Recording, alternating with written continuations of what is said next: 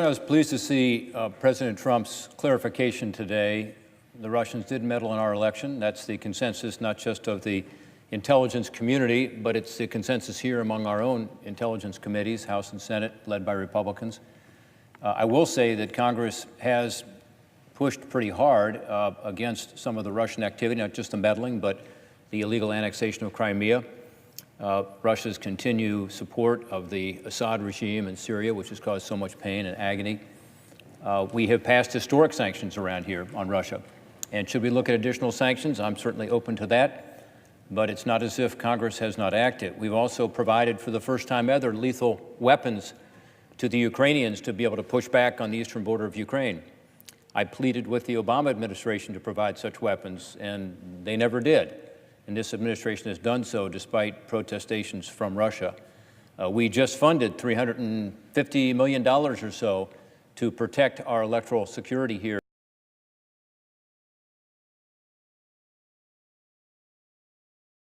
in this country and help our state boards of election be able to push back against what I'm concerned about, which would be interfering in yet another election cycle in this country. And I'm glad that was a bipartisan effort to do so. We've also built up our military, including putting more resources into Central and Eastern Europe and more exercises there to push back, including up-armoring our armored vehicles there because of the threat we now believe is coming from Russia, not just on the eastern border of Ukraine, but throughout Eastern and Central Europe. This administration has actually expelled more Russian diplomats, I think, than any administration, at once at least, in reaction to the poisoning in the UK. We expelled more diplomats than any other country. We also shut down a consulate, a Russian consulate, I believe, in the state of the colleague who just spoke. You know, these are all things that have happened. The irony is the actions actually speak pretty loudly, don't they? And it's unfortunate that our words have not spoken as loudly recently. But again, I appreciate the President's clarification today, and I think we just need to be honest. We need to be straightforward, and that will result in a better relationship with Russia. Today, Mr. President, I'm coming to the floor actually to speak about something very positive, and that is the nomination of Brett Kavanaugh to be the next Associate Justice of the Supreme Court. A lot of people have talked about Judge Kavanaugh's impeccable qualifications. I spoke to a Democrat colleague today who may or may not support him, but said, you know, I'll agree, this guy's very qualified, and he is. He now sits on the D.C. Circuit, most view as the second most powerful court in the land, and he's got lots of decisions, and they are decisions that have gotten positive reviews from justices across the political spectrum. He's clearly qualified. But important to me is not just someone's qualifications and their legal background, but also their character. Character is incredibly important for a Supreme Court that's going to have to deal with so many issues, important issues to us and our families going forward. This guy is someone of deep and strong character. He's compassionate. He has the humility to be able to listen. He's got a big heart. I've known this guy for over 15 years. Brett Kavanaugh served in the second Bush administration. I also served there. I got to know him and his wife there, and before that as well, during the campaigns. This is somebody who is, to me, not just a legal scholar and a judge, but a friend. And I've seen him as a father and as a husband. And I cannot think of anyone who I would rather see there on the court in terms of these character strengths he has as someone who is humble and compassionate and a good listener. As he goes through the confirmation here in the Senate, I think my colleagues who are still undecided are going to be impressed. I think the American people will be impressed because they'll recognize him as the kind of person they'd like to see on the Supreme Court. Judge Kavanaugh, or Professor Kavanaugh, as he is known at the Harvard Law School where he teaches, is respected, again, for all the right reasons and kind of across the board. He volunteers as a tutor for underprivileged kids. He does help the homeless through his church and fed meals to the homeless just last week, which was previously planned. Some friends on both sides of the aisle have come forward to speak out about him and his character, and that's good. His former students at Harvard Law School have said that he's a guy who never pushed partisan politics on them in class. Instead, he focused on the Constitution and the importance of hearing all sides of an argument to find out what the law is and what the law says. That's what you want as a Supreme Court justice.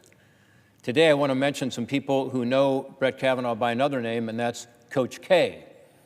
Coach K is not the famous Coach K of Duke fame, but he is Coach Kavanaugh.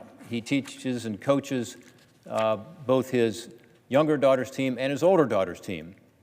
Julie O'Brien whose daughter goes to school with Brett Kavanaugh's older daughter, recently wrote an article in the Washington Post that I thought sort of encapsulated what I'm trying to say about Brett Kavanaugh. She discussed how Coach K coaches her daughter's basketball team. Last season, this Blessed Sacrament School's sixth grade girls team had an undefeated season, by the way, and won a citywide championship, so he must be a pretty good coach, too. Not surprisingly to the parents or players who know him, Julie wrote, the team photograph and trophy is displayed prominently in Coach K's judicial chambers.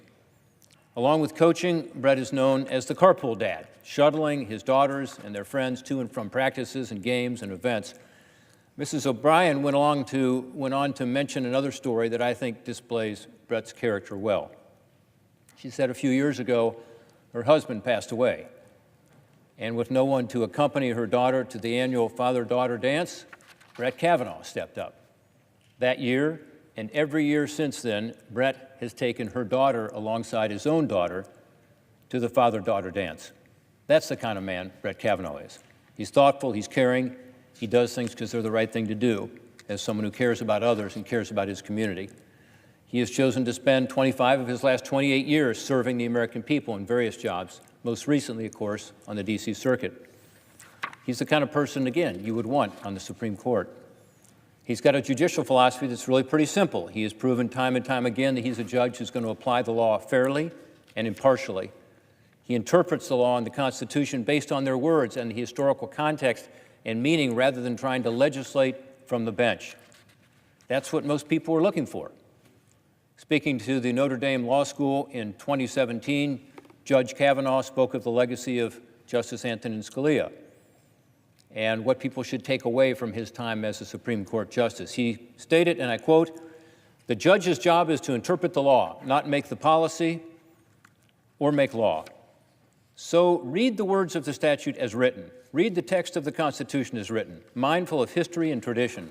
Don't make up new constitutional rights that are not in the text of the Constitution, and don't shy away from enforcing constitutional rights that are in the text of the Constitution," end quote. I think Judge Kavanaugh is the kind of judge the American people want, someone who will fairly and impartially apply the law, not legislate from the bench. He's got an outstanding judicial record from 12 years on the bench. He's a thought leader among his peers on the appellate courts and has respect of the judges on the Supreme Court as well, because they've picked up his decisions and used them in later cases. Just as importantly to me, again, he's a good person. I'm proud to support Brett Kavanaugh's nomination to the Supreme Court of the United States. And as this confirmation process continues, I hope my colleagues on both sides will keep an open mind and get to know the Brett Kavanaugh that I know, that his family and friends know, and that the American people are coming to know. Hope we can confirm him with a strong bipartisan vote so he can serve our American community from a new role, that of Associate Justice of the Supreme Court. Thank you, Mr. President. I yield back my time.